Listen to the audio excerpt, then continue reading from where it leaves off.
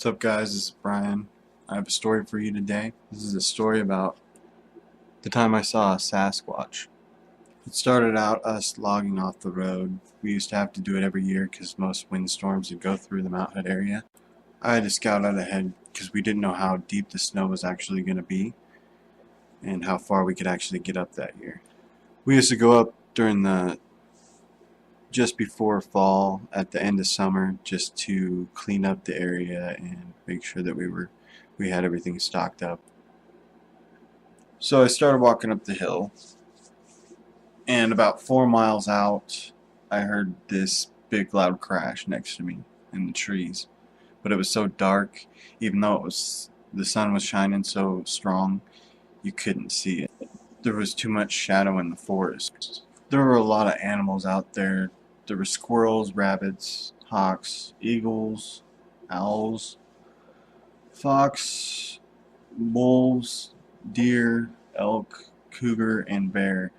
And they all made quite a bit of racket, so I just eventually thought that it was just a deer that just got spooked.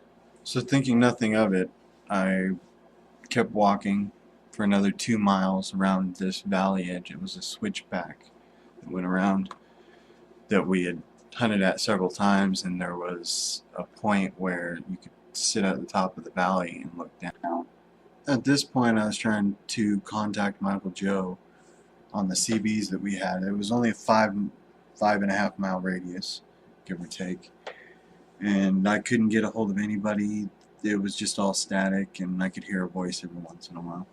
So I walk up around this corner, and right there in the middle of the road, and I dropped everything I had in my hands, was the Sasquatch. I didn't really realize it at first until it came full into view. It was the point when he stood up that really got to me. And there we stood at the top of the valley, just staring at each other, kind of like a stare down. I noticed there was just a bunch of hair on his face. Most of his face was unrecognizable, but you could tell that the build was like a male. From the way he was looking at me, it felt like he knew me, or had at least seen me before. After that, it was like a feeling more than a thought that I was safe and I wasn't in danger. Then he looked up the hill, and then back at me, and then down the valley, and I could hear my Uncle Joe's truck coming up the way. He then walked up the hill, and my Uncle Joe was probably about 4 miles off from where I was actually at, but you could still hear his truck. It was an older truck. And he walked up the hill nonchalantly and looked back at me from behind a tree for about 5 minutes until the sound of the truck got closer, and then he ran up the hill. After that, none of us really saw anything up there. Nothing close to that. But we did notice a lot of shrines around on chopped down trees where they were sawed at. And they were just stumps out in the middle of nowhere with like a rock, a feather, and a skull of a deer.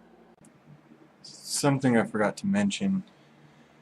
When I walked back down the valley to meet them, I followed the tracks down, careful not to walk over them, and it ended up going about 2 miles back.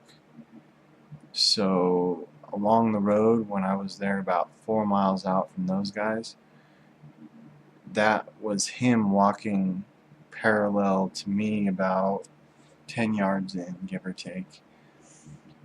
It depends. It was really dark and I couldn't tell by distance, but I know I heard it pretty close. So yeah, that's the other little proof I got. Thank you guys for listening to my story.